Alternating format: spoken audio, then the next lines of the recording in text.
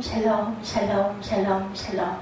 하나님 사랑합니다. 여러분 주 안에서 사랑합니다. 오늘 출애굽기 32장 15절에서 35절까지 우리 합독했습니다. 십계명 돌판을 깨뜨리다. 모세가 그만 40일 만에 산 아래 내려와 보니 이스라엘 백성들이 금송아지를 형상을 만들어서 거기에다 절하고 하는 그 우상을 만들어 놓은 것을 보고, 그것을 보고는 그만 돌판, 하나님께서 써주신 그 십계명 돌판을 깨뜨려 버리는 그런 사건이 일어난 내용이 오늘 본문의 내용입니다. 죄인과 맺은 은혜 언약이지만 중보자가 모형의 형태로 제시되어 마치 행위 언약처럼 보입니다. 죄 문제를 해결하여 하나님과 화목하게 하실 그리스도를 모형인 제사 제도로 율법을 통해 제공하고 있기 때문인데, 이런 율법을 덧붙인 까닭은 죄인의 죄를 억제하고 원형의 중보자교로 이끌기 위해서였다. 이스라엘이 40일도 되지 않은 시점에서 신의 선 언약을 깨뜨린 이 사건에서 분명한 드러난 점이죠. 죄인이 자신의 행위로는 망할 수밖에 없다는 것, 중보자의 행위를 통해서만 구원을 얻는다는 점이 모세의 그 중보를 통해서 다시 한번 나타나죠. 기도 후에 모세는 증거의 두 판을 들고 하산을 했는데, 계약을 맺을 때 똑같은 내용을 기록한 두 장의 문서가 만들어지는데, 증거의 두 판은 하나님이 만드신 언약 문서로 양면에 십계명이 실려져 있었다고 15절에서 16절에 그렇게 말씀합니다. 하산 중에 만난 여호수아는 백성의 떠드는 소리를 듣고 전쟁 소리로 추측했지만, 모세는 승전가나 폐하여 부르짖는 소리가 아니라 우상을 찬양하는 노랫소리임을 18절에 보니 알았어요. 이미 그죠? 폐하여 부르짖는 소리가 아니라 내가 듣기에는 노래하는 소리로다. 이렇게 알아들었습니다. 진에 도착한 모세는 송아지와 춤추는 것을 보고 대노해서 증거의 두 판을 산 안으로 던져 깨뜨려 버립니다.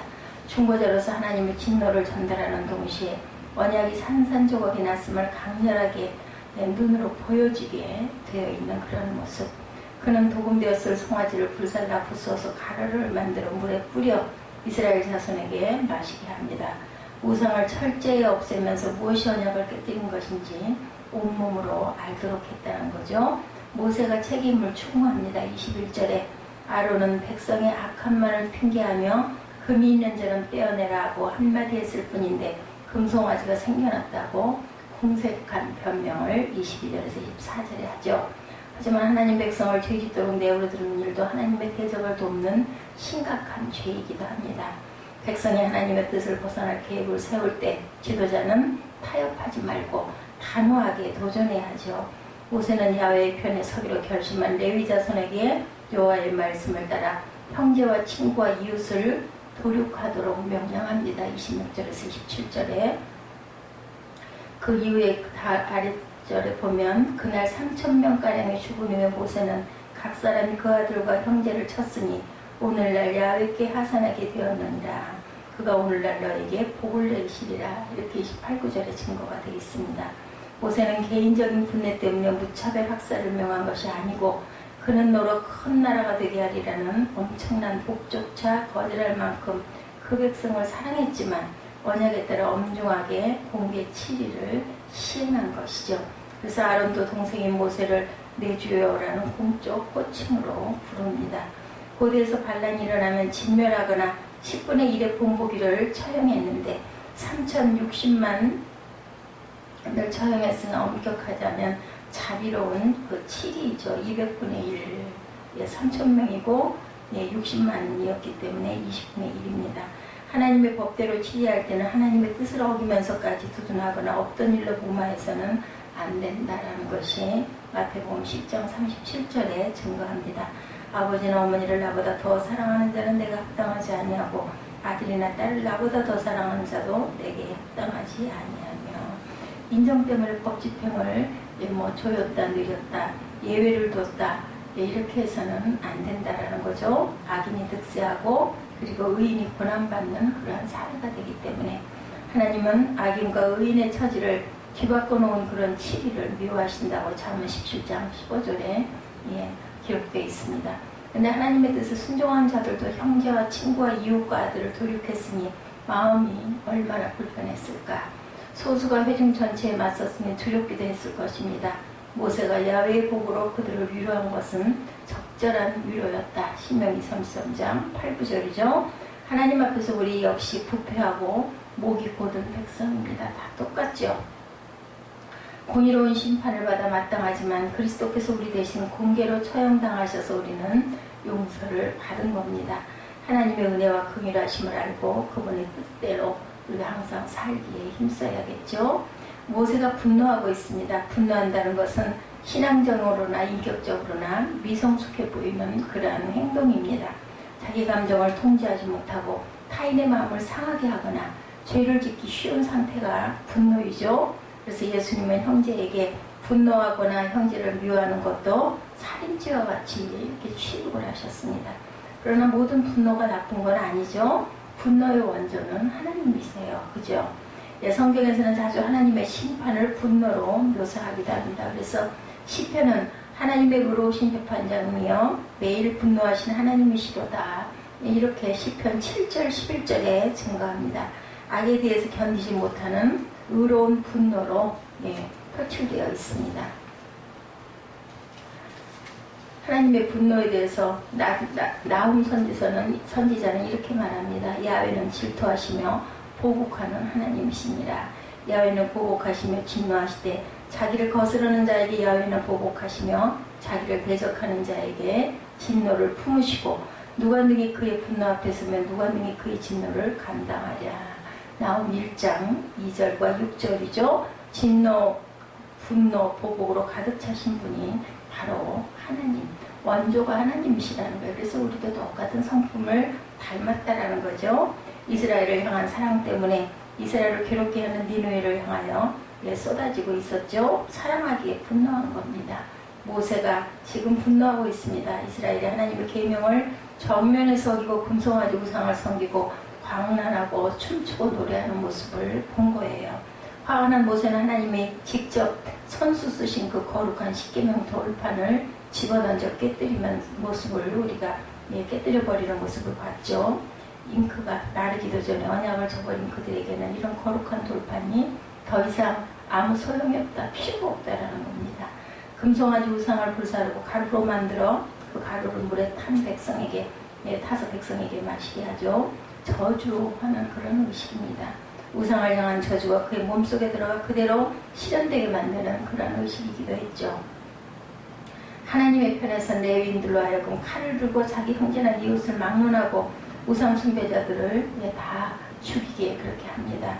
이 때문에 3,000명이 죽임을 당하고 60만이라고 봤을 때 20분의 1이라는 거죠. 원래는 10분의 1을 멸해야 되는데 20분의 1만 죽입니다.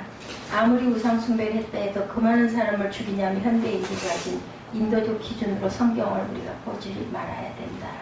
고대 사회에서는 비일비재했던 그러한 일입니다. 하나님의 당시 문화를 따라서 악을 징계하는 모습을 보여주시죠. 모세의 분노는 하나님의 분노를 대신하는 그런 분노였고, 그런데 이 분노가 이스라엘을 살립니다.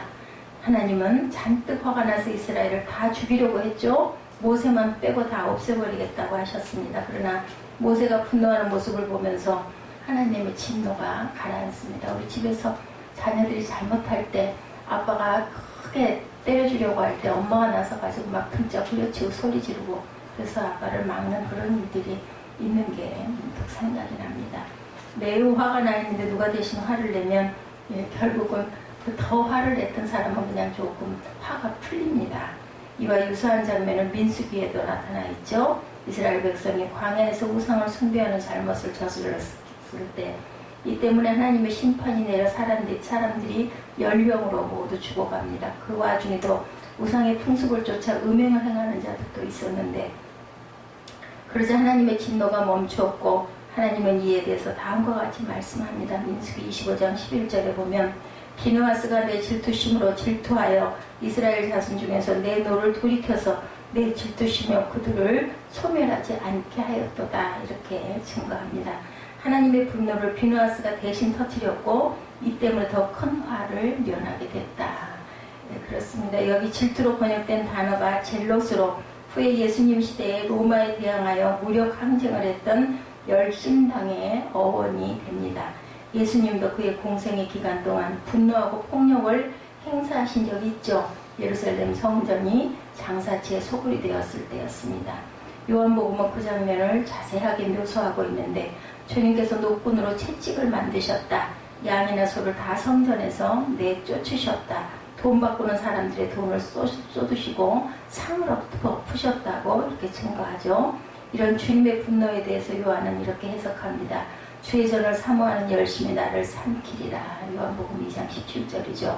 주의 전을 사모하는 열심이 나를 삼킨다고 말합니다. 여기서도 젤롯이라는 단어를 원어로 보면 사용하고 있고 주의 집이 장사치에 소굴이 되었는 것 때문에 이 때문에 아무도 분노하지 않았다면 하나님의 마음이 더 아팠을 것 아닌가입니다. 그렇죠? 실상 분노하는 사람이 의로운 사람이고 이 사람 때문에 우리가 살죠. 더 큰 심판을 맞기 때문에 이것을 의로운 의군이라고도 하죠. 한국교회가 이렇게 어려워지고 한국교회 목회자라는 자들이 엉터리가 되고 그런 모든 것들이 분노해야 할 그런 분을 나타내지 않고 성도의 입장에서 그 성도들의 비율을 맞춘다고 하죠. 목회하면서 어려움이 있게 되니까 그렇게 되면 안 되니까 근데 그게 옳은 게 아니라는 거죠. 분노하고 개혁을 요구하는 자는 껄끄러운 사람들이 아니라 실상은 하나님의 마음을 대변하는 죄종들이 되어야 된다. 그들 때문에 우리가 살기도 하죠. 우리 사회도 마찬가지입니다. 나라가 잘못되고 잘못된 방향으로 갈 때 분노하는 사람들은 반드시 필요한데 이들은 나라를 위태롭게 하는 자들이 아니라 오히려 나라를 살리는 사람들. 그래서 촛불의 행진을 하지 않습니까? 무력으로 해가지고는 피를 흘리니까 이제는 마음의 양심의 호소를 하죠. 이렇게 정의로운 분노를 표출하는 사람들이 많고 그들의 말에 귀를 기울일 수 있을 때 그 민족은 심판을 면하고 새로운 발전의 길이 열린다는 것. 불편하고 답답할 때는 분노를 표출하는 것이 맞는데 예전에는 총과 칼로 자기 욕구를 표출했는데 이제는 투표하고 촛불 시위를 하죠. 투표로 서로 저와 여러분들의 아픔을 나타낼 줄 알아야 되겠다. 그래야 정부가 정치인들을 두려워하죠. 광장에서 외치는 것보다 더 강한 소리를 내는 것이 또한 투표일 수도 있다. 깨어진 10계명 돌판을 어떻게 되었는가? 10계명 돌판을 깨뜨린 것은 계약의 파기를 뜻하죠. 하나님과 이스라엘이 계약을 맺었는데 하나님은 이스라엘의 하나님이 되고 이스라엘은 하나님의 백성이 되고 하나님이 이스라엘을 지키시고 복주기시다라는 것이 계약의 내용이었죠.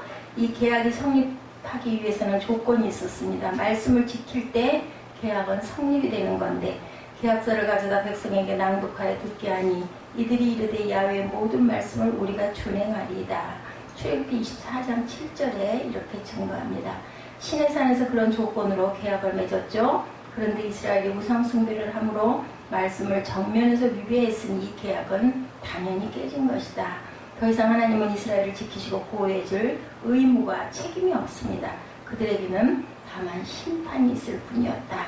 이 계약 파기의 문제는 선지자들이 이스라엘이 하나님의 말씀을 떠나 악한 길로 갈 때 항상 들고 나오던 그러한 카드였습니다. 호세아 선지자가 말씀하죠. 호세아 1장 9절에 야훼께서 이르시되 그의 이름을 로암이라 하라. 너희는 내 백성이 아니요 나는 너의 하나님이 되지 아니할 것이니라. 우리가 기억하기 좋은 거는 영어의 노가 앞에 붙었어요. 그죠? 노암미. 우상숭배 길을 가는 이스라엘을 향한 하나님의 언약의 파기 선언이죠. 에레미야에게는 계약의 파기 선언 후에 다시 새 계약을 맺을 것을 약속하십니다. 나 야훼가 말하노라. 보라 날이 이르니 내가 이스라엘 집과 유다 집에 새 언약을 세우리라. 나 야훼가 말하노라. 이 언약은 내가 그들의 열주의 손을 잡고 애굽 땅에서 인도하여 내던 날에 세운 것과 같지 아니할 것은 내가 그들의 남편이 되었어도 그들의 내 언약을 파기하였습니다. 에레미야 31장 31, 2절이죠. 이스라엘이 바벨론 포로로 끌려간 이유는 그들이 하나님의 언약을 파기한 대가였죠. 하나님이 지키시지 않으니 하나님이 말씀하신 것을 지키지 않으니 나라가 망한 것이고 하나님과의 사랑의 사랑의 관계는 언약을 준수할 때만 유효하죠. 법치국가에서 법을 어기면 보호를 받지 못합니다. 똑같죠. 이스라엘이 수도 없이 계약을 파기했지만 그 관계가 유지될 수 있었던 것은 하나님의 긍휼의 그 마음, 배려 때문이었다. 믿음의 시대를 살고 있는 우리는 과연 어떨까? 우리는 예수님을 믿고 구원을 받았습니다. 그것은 예수님을 주로 시인하고 영접함으로 하나님의 백성이고 자녀가 되었다라는 그런 의미죠. 그런데 이렇게 한 번 받은 구원은 영원할까? 예, 그 문제로 인해서 많은 지금도 신학적인 그 분분한 어떤 의견들이 많죠. 나는 하나님의 말씀과 상관없이 어떤 식으로 살아도 괜찮을까? 한 번 구원 받았으니까. 예, 우리나라의 어떤 이단 중에는 한 번 받은 구원을 영원하다고, 죄에 대한 고백도 더 이상 불필요하다고 말하는 그런 사람들도 있죠. 예, 그렇지가 않습니다.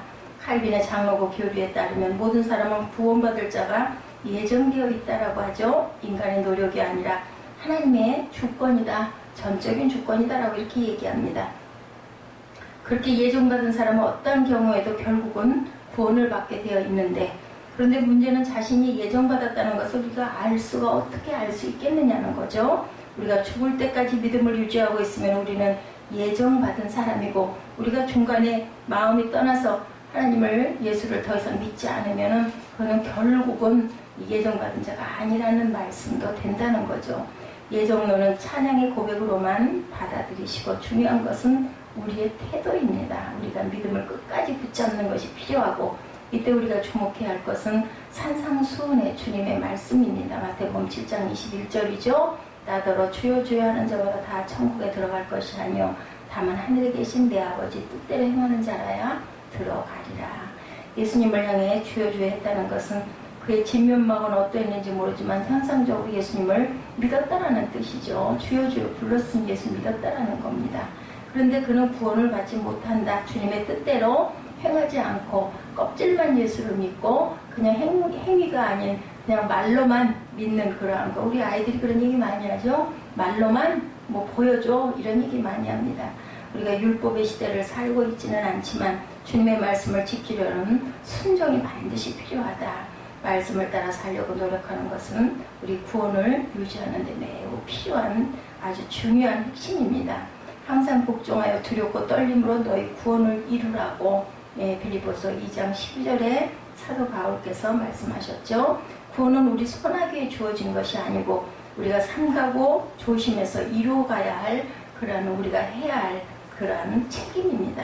성결이나 행함이 구원의 조건은 아니지만 이미 얻은 구원을 유지하는 데 꼭 필요하죠. 우리가 주님의 뜻을 따라 살지 않으면 주님은 우리 관계를 청산하자 외면하실지도 모르죠. 주님과 우리 사이 이런 신실한 믿음이나 행함이 필요하지만 이 때문에 좌절할 필요도 또한 없습니다. 주님은 자비와 긍휼이 많으시기 때문에 언제든 돌이키고 주여 아버지하고 쫓아가면 우리 자녀들 아무리 잘못했어도 잘못했습니다 하면 뭐 더 이상 할 말이 없죠. 이스라엘 백성과 같이 올라가지 않겠다고 33, 4절에 말씀하죠. 예, 누구든지 내가 범죄하면 내가 내 책에서 그를 지워버리리라, 이렇게 말씀합니다. 그의 죄를 보응하리라. 또한 하나님이 곧바로 용서했다고도 생각해서는 안 된다. 이스라엘 백성과 같이 올라가지 않겠다고도 말씀을 하시죠. 나는 너희와 함께 올라가지 아니하리니 너희는 목이 곧은 백성인즉 내가 길에서 너희를 진멸할까 염려하니라, 이렇게 나타나 있습니다. 하나님께서는 오늘도 저희들에게 말씀하시죠. 33절 34절 봅니다. 야훼께서 모세에게 이르시되 누구든지 내게 범죄하지 아니하면 32장 33, 4절입니다. 내가 내 책에서 그를 지워버리리라. 이제 가서 내가 네게 말한 곳으로 백성을 인도하라. 내 사자가 내 앞에 가리라. 그러나 내가 보응할 날에는 그들의 죄를 보응하리라. 35절이죠. 야훼께서 백성을 치시니 이는 그들이 아론이 만든 바 그 송아지를 만들었음이더라. 아멘. 예, 내 사자가 앞서 가리라고 이렇게 얘기합니다. 바벨론 포로기 때 이스라엘 백성이 맞닥뜨렸던 현실이 바로 이러한 것이었다.